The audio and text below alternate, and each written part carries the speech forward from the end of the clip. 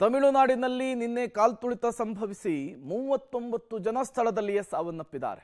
ಸಾವು ನೋವಿನ ಸಂಖ್ಯೆ ಮತ್ತಷ್ಟು ಏರಿಕೆಯಾಗುವಂತಹ ಸಾಧ್ಯತೆ ಇದೆ. ಭೀಕರ ಕಾಲ್ತುಳಿತದ ಪ್ರಕರಣ, ಟಿವಿಕೆ ಸ್ಥಳೀಯ ಕಾರ್ಯದರ್ಶಿ ಪೊಲೀಸರು ವಶಕ್ಕೆ ಪಡೆದಿದ್ದಾರೆ ಅನ್ನೋದು ಗೊತ್ತಾಗ್ತಾ ಇದೆ.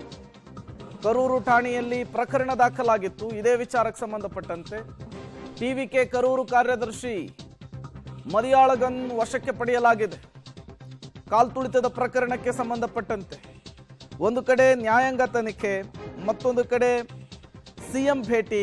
ಇದರ ನಡುವೆ ಕರೂರು ಠಾಣೆಯಲ್ಲಿ ಕಾಲ್ತುಳಿತದ ಪ್ರಕರಣಕ್ಕೆ ಸಂಬಂಧಪಟ್ಟಂತೆ ಟಿವಿಕೆ ಪಕ್ಷದ ಕಾರ್ಯದರ್ಶಿಯನ್ನ ವಶಕ್ಕೆ ಪಡೆದುಕೊಂಡಿದ್ದಾರೆ ಅನ್ನೋದು ಗೊತ್ತಾಗ್ತಾ ಇದೆ. ಟಿವಿಕೆ ತಮಿಳಿಗ ವೆಟ್ರಿ ಕಳಗಂ, ಇದು ದಳಪತಿ ವಿಜಯ್ ಅವರ ನೂತನ ಪಕ್ಷ. ಇದೇ ಪಕ್ಷದ ರ್ಯಾಲಿ ನಿನ್ನೆ ಕರೂರಿನಲ್ಲಿ ಆಗ್ತಾ ಇತ್ತು. ಈ ಸಂದರ್ಭದಲ್ಲಿಯೇ ಘೋರ ದುರಂತ ಸಂಭವಿಸಿದೆ. 39 ಜನ ಸಾವನ್ನಪ್ಪಿದ್ದಾರೆ.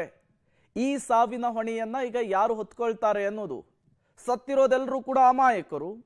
10,000 ಜನ ಸೇರುವಂತಹ ಜಾಗದಲ್ಲಿ 40,000ಕ್ಕೂ ಹೆಚ್ಚು ಜನರನ್ನ ಸೇರಿಸುವಂತಹ ಕೆಲಸ ಆಗಿದೆ.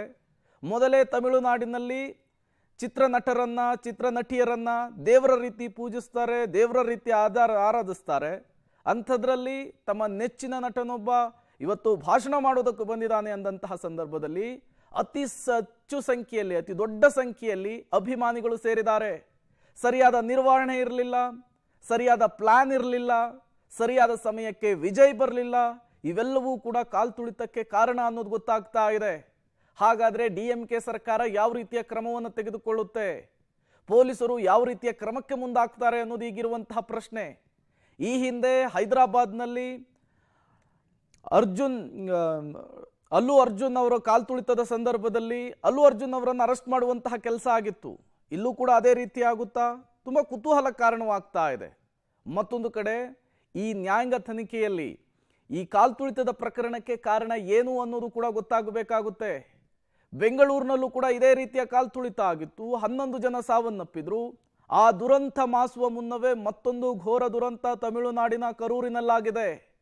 ಪದೇ ಪದೇ ಇದೇ ರೀತಿಯ ಘಟನೆಗಳಾದರೂ ಕೂಡ ಸಾರ್ವಜನಿಕ ಸಭೆ, ರ್ಯಾಲಿಗಳ ಸಂದರ್ಭದಲ್ಲಿ ಯಾಕೊಂದಿಷ್ಟು ಕ್ರಮಗಳನ್ನು ತೆಗೆದುಕೊಳ್ಳುವಂತಹ ಕೆಲಸ ಆಗ್ತಿಲ್ಲ ಅನ್ನುವಂತಹ ಪ್ರಶ್ನೆ ಮುನ್ನೆಲೆಗೆ ಬರ್ತಾ ಇದೆ.